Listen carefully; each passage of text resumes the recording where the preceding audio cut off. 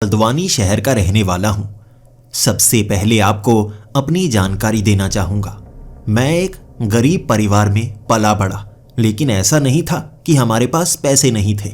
जितने पैसे थे वो मेरे दादाजी के पास थे, और मेरे दादाजी मेरे पिता से बिल्कुल भी बात करना पसंद नहीं किया करते थे। वो मुझे प्यार तो किया करते थे, लेकिन मेरे लिए कुछ लाया नहीं करते थे।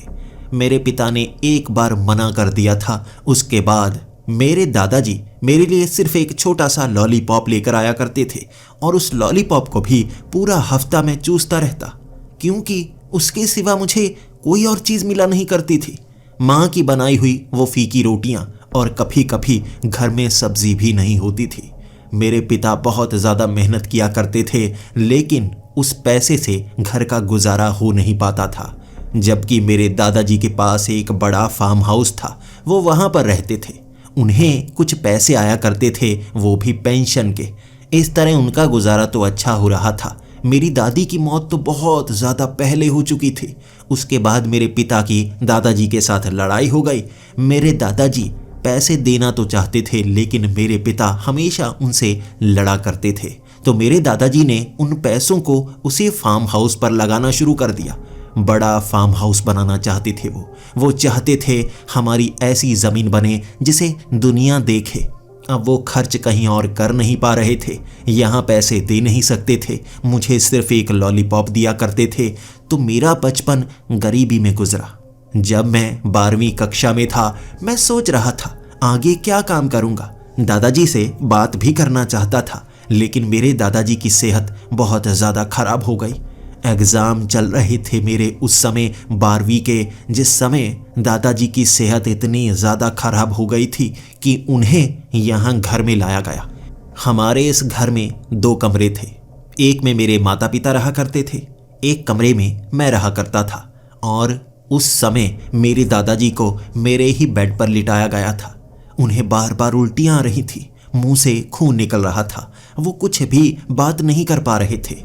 बहुत ज़्यादा गुटखा खाया करते थे, इसीलिए उन्हें गले का कैंसर हो गया था, और कैंसर होने के कारण वो कुछ बोल नहीं पा रहे थे। डॉक्टर ने बहुत पहले कहा था इलाज करवाना होगा, तभी आपको बचाया जा सकता है, लेकिन उन्होंने ये बात किसी को नहीं बताई।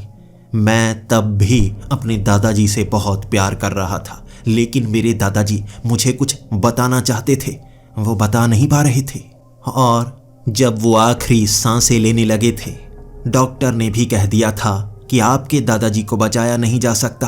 तब मेरी आंखों से आंसू बहे जा रहे थे, लेकिन मेरे दादाजी ने उस समय एक वकील को बुलाया था, और उस वकील ने जब वसीयत दिखानी शुरू की, उस वसीयत में दादाजी ने सब कुछ मेरे नाम किया था, मेरे पिता के नाम नहीं।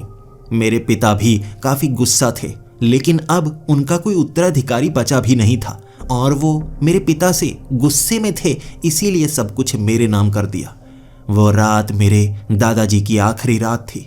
खून की उल्टियाँ करते करते वो मर चुके थे। उसके कई दिनों बाद तक घर में शोक का माहौल रहा। भले ही मेरे पिताजी दादाजी से काफ़ी ज़्यादा लड़ा करते थे, लेकिन उनकी मौत के बाद वो मौन से हो गए थे। हमेशा वो बस शांत रहते, किसी पर गुस्सा नहीं करते। उन्हें कभी कभी भूख भी नहीं लगती थी। पूरा पूरा दिन वो कुछ नहीं खाते थे, मायूस से रहा करते थे। लेकिन 20 दिन बाद मेरे पिताजी कहने लगे थे कि हर किसी के जाने का समय कभी ना कभी तो आता है। तुम्हारे दादाजी भी काफ़ी ज़्यादा बीमार थे। एक तरह से अच्छा ही हुआ, दर्द दूर हो गया उनसे। वो इस खराब शरीर से बाहर निकल गए, और शायद उनकी आत्मा को मोक्ष मिला होगा, या एक नया शरीर मिल जाएगा। मौत हर बार बुरी नहीं होती, कभी कभी मौत अच्छी भी होती है। इस तरह से घर से वो शोक का माहौल खत्म हुआ था, और अब मेरे पिता कुछ मुस्कुराने लगे थे। इसके बाद मुझे भी लगने लगा था कि जीवन में हमें आगे तो बढ़ना ही होगा ना। हमेशा मैं दादाजी के बारे में सोचे नहीं रह सकता, अब मुझे और आगे निकलना होगा। 12वीं के एग्ज़ाम तो खत्म हो चुके थे, लेकिन मैं सोचा करता था करूं तो क्या करूं। तभी घर में डिस्कशन होने लगी थी। वो फार्म हाउस जो दादाजी का है, वो मेरे नाम हुआ है, और अगर मैं उस फार्म हाउस को संभालना शुरू कर दूं तो अच्छा होगा। दादाजी ने वहाँ पर कई कमरे बनाए हुए थे, वहां कई छोटी छोटी झोंपड़ियां बनाई हुई थी। वहां कई नौकर चाकर रखे हुए थे। वो किराए पर वो छोटी छोटी झोंपड़ियां दिया करते थे और शहरों से घूमने आने वाले लोगों की संख्या बहुत ज़्यादा होती थी। इससे वो ढेर सारी कमाई किया करते और ज़्यादा ज़मीन खरीद लेते। हिमाचल के उन जंगलों में, उन पहाड़ियों पर उन्होंने बहुत ज़्यादा ज़मीन खरीद रखी थी। उनके पास खर्च करने के लिए पैसे नहीं होते, बस वो ज़मीन खरीदते रहते। और मैं जब पिताजी के साथ उस ज़मीन को देखने के लिए, उस फार्म हाउस को देखने के लिए गया था, खुद हैरान हो गया था। इतना बड़ा फार्म हाउस हमारा है, मैंने तो कभी सोचा तक नहीं था। मेरे पिता कभी मुझे वहां पर जाने नहीं दिया करते थे। आज आकर ऐसा लग रहा था हम तो करोड़पति हैं, हम तो अरबपति हैं। इतनी बड़ी जमीन, ये पूरा का पूरा पहाड़, पीछे का जंगली पूरा हिस्सा हमारा है। इतना बड़ा महल जैसा फार्म हाउस, वहाँ होटल के कमरों की तरह बने हुए वो छोटे छोटे झोंपड़े, लेकिन वहाँ नौकर चाकर कोई नहीं था। घास बढ़ चुकी थी, ऐसा लग रहा था पिछले 1 से 2 सालों में वहाँ कुछ भी घास की कटाई ना की गई हो। ऐसा कैसे हो सकता है? मैं उसके बाद जानना चाहता था कि यहाँ पास में कोई गांव है, किसी से बात की जा सकती है या नहीं, लेकिन मैं हैरान हो गया। वहाँ से गांव की दूरी 10 किलोमीटर थी और 10 किलोमीटर दूर जाकर जब गांव वालों से हमने पूछना शुरू कर दिया आखिर ये फार्म हाउस कैसे चला करता था, दादाजी ने तो कुछ भी नहीं बताया था। यहाँ काम करने वाले कौन हैं, क्या हमें यहाँ पर इंतज़ार करना चाहिए?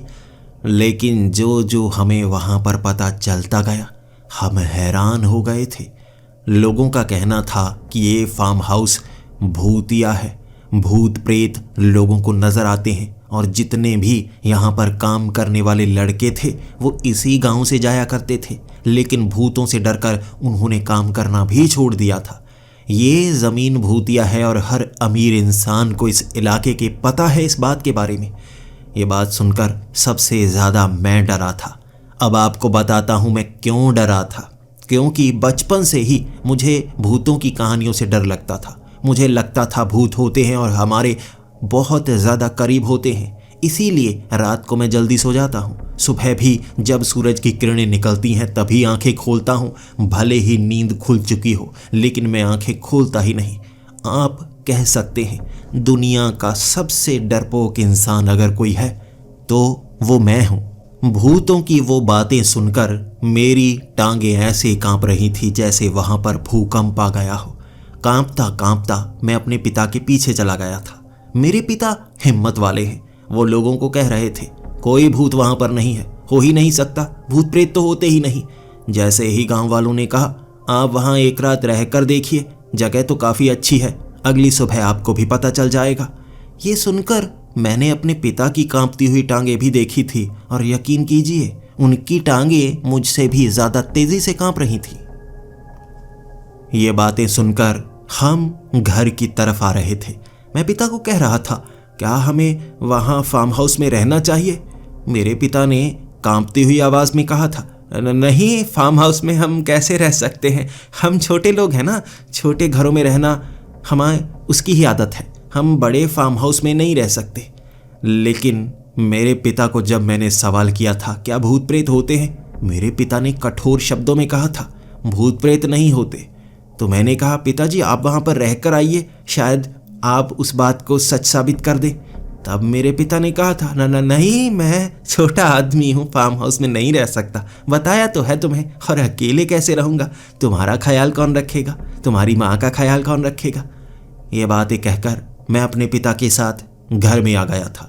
उसके बाद सबसे बड़ी परेशानी, हम इतने अमीर तो थे कि हमारे पास बड़ा फार्म हाउस था, लेकिन उस बड़े फार्म हाउस का हम करते क्या, बेचते। तो उसके बाद मेरे पिता अमीर लोगों के पास जाने लगे जो उस फार्म हाउस को खरीद सकते थे।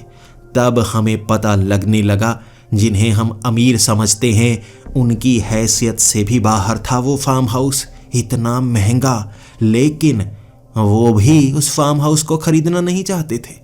जितने अमीर लोग थे वहाँ घूमने के लिए जा चुके थे, हर किसी को उन भूतिया कहानियों के बारे में पता था, इसीलिए उस फार्म हाउस को कोई खरीदना चाहता ही नहीं था। हर किसी का कहना था वो फार्म हाउस शापित है, बहुत ज़्यादा शापित है। इसीलिए अगले 2 महीनों तक हमने जितनी भी कोशिश की, अंत में हम समझ गए उस फार्म हाउस को बेचा ही नहीं जा सकता, कोई खरीदना ही नहीं चाहता। और उसके बाद एक मुसीबत आई, बहुत भयानक मुसीबत। मेरे पिता की पीठ में दर्द रहने लगा था। उसके बाद हमने डॉक्टर को दिखाया तो डॉक्टर ने कहा ऑपरेशन करना होगा। पीठ में एक अजीब सी बीमारी है जिस कारण शरीर की जो हड्डी है पीठ की वो गल सकती है। अभी छोटी सी सर्जरी करनी होगी, उसके बाद वो पूरी तरह से ठीक हो जाएंगे। खतरा कोई भी नहीं है, 0% खतरा। लेकिन उस सर्जरी के जितने पैसे लगने थे उतने पैसे हमारे पास नहीं थे। हम मांगते भी तब भी इकट्ठे नहीं कर सकते थे। ये बड़ी मुसीबत थी और मेरे पिता अब बेड पर लेटे हुए। जैसे जैसे समय बीतता जाता मेरे पिता की वो रीढ़ की हड्डी गलती चली जाती। डॉक्टरों ने कुछ समय दिया था, 3 महीने का समय, और 3 महीने तक अगर ये सर्जरी नहीं हुई उसके बाद मुश्किल बढ़ती ही जाएगी। 3 महीने थे मेरे पास। अब मुझे 3 महीनों के अंदर अंदर वो चीज़ करनी थी। वो फार्म हाउस बेचना था और अगर मैं उसे नहीं बेच पाया तो कुछ भी नहीं हो सकता। मैं बहुत मायूस था और मेरी माँ का कहना था ये काम सिर्फ तुम ही कर सकते हो। लेकिन मुझे डर था, मेरे जैसा डरपोक इंसान ये काम कैसे कर सकता है। मैंने फिर से कुछ लोगों से मिलना शुरू कर दिया, कुछ ऐसे जो मेरे पिताजी को जानते थे, कुछ ऐसे जो मेरे दोस्त थे, कुछ ऐसे जो मेरे टीचर्स के संपर्क में थे। उन्होंने भी मेरी बहुत मदद की और उस फार्म हाउस को खरीदने वाले 5 लोग मिल गए। लेकिन उन्होंने एक शर्त रखी थी। वो जब भी वहाँ पर गए थे वहाँ भूतिया गतिविधियाँ होती हैं। अगर मैं उन भूतों का कोई इंतज़ाम कर दूँ उसके बाद वो उसे खरीदने को तैयार थे, और वो भी सही कीमत में। 80 करोड़। 80 करोड़ में हमारी ज़िंदगी बदल सकती थी, लेकिन भूतों को वहाँ से भगाना था। मैं क्या करता? मैंने भी कुछ लोगों से मिलना शुरू कर दिया, तांत्रिक, ऐसे शक्तिशाली लोग जो भूतों का निवारण करते हों। लेकिन हर किसी की फीस सुनकर मेरी आंखें फटी की फटी रह गई। कपड़े तक बेचने पड़ जाएंगे जो पहने हुए हैं अगर उन्हें पैसे देने हैं। यानी अब किसी से भी वो काम करवाया नहीं जा सकता, खुद करना होगा। और खुद कैसे कर सकता हूँ? अपने पिता का चेहरा देखने के बाद मैंने ठान लिया था ये काम करना तो मुझे ही होगा। हमेशा एक समय होता है जब आप कमज़ोर बनकर रहते हैं और एक समय आता है जब आपको मजबूत बनना पड़ता है या मरना पड़ता है।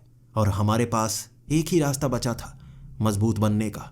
तो मैंने माँ को वादा किया वो जो भी भूत हैं उस फार्म हाउस के, मैं उन्हें भगा कर ही सांस लूँगा। मैंने खाने पीने का सामान लिया, पहनने वाले जो भी कपड़े थे मेरे पास सभी मैंने पोटली में डालकर मैं बढ़ चला फार्म हाउस की तरफ। उस बड़े फार्म हाउस में जैसे ही गेट खोलकर पहुंचा था, आसपास घास की कटाई करने वाली थी। लेकिन इतना बड़ा फार्म हाउस, मैं उसकी कटाई अच्छे से कर नहीं पाता। लेकिन पूरा दिन करूँगा क्या? ऐसे ही काम करूँगा। और भूतों को भगाने के लिए मुझे ये भी जानना होगा आखिर वो कहाँ से आते हैं, कौन है, क्या करना चाहते हैं। फार्म हाउस के उस बड़े से महल का दरवाज़ा खोलकर जब मैं अंदर गया था, अंदर पूरी तरह से सफाई थी और इतनी महंगी महंगी चीज़ें। ऐसा फर्नीचर हमेशा अमीरों के घर में देखा है। बड़ा सा आईना, वो बाथरूम कितना बड़ा था, अंदर पत्थर लगे हुए थे जैसे आप किसी बड़े से जंगल में हो। वो बाथरूम को जंगल बनाया गया था। इतने कमरे थे वहाँ पर कि मैं अगर एक एक करके भी सोता तो महीना निकल जाता। महल ही था वो, महल ही। और मैं डर भी रहा था कहीं किसी बाथरूम से निकलकर कोई भूत मुझसे चिपक गया और उसने मुझे मारने की कोशिश की तो भागने में भी बहुत समय लगेगा और बाहर वाला गेट भी बहुत ज़्यादा दूर है। भागते भागते हाँफता हाँफता मर जाऊंगा मैं। लेकिन अब जो काम करने आया हूँ वो तो करना ही होगा। सबसे बड़े वाले बेडरूम को चुना था मैंने। वहाँ पर अपनी पोटली में सारा सामान निकालकर पहली बार अपनी अलमारी में रखा था।